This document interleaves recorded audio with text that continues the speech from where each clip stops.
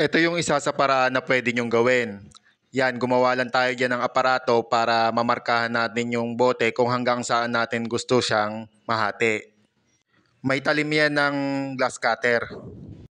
Yan namang ginawa natin na yan, gawa yan sa vape wire at nilagay natin sa aluminum na handle. Ang purpose niyan para dyan dumalo yung kuryente galing sa battery. Iko-connect lang natin yan sa magkabilang side niya at magbabaga na yan. Isakto nyo lang yung vape wire doon sa minarkahan natin ng glass cutter para mas maganda yung pagkakaputol ng bote. At para naman mawala yung talim ng bote, gagamitan naman natin to ng sanding disc na nakakabit sa barena para mas mabilis tayong makapagliha. Kumpara sa mano-mano mas matagal. Dito mas madali na.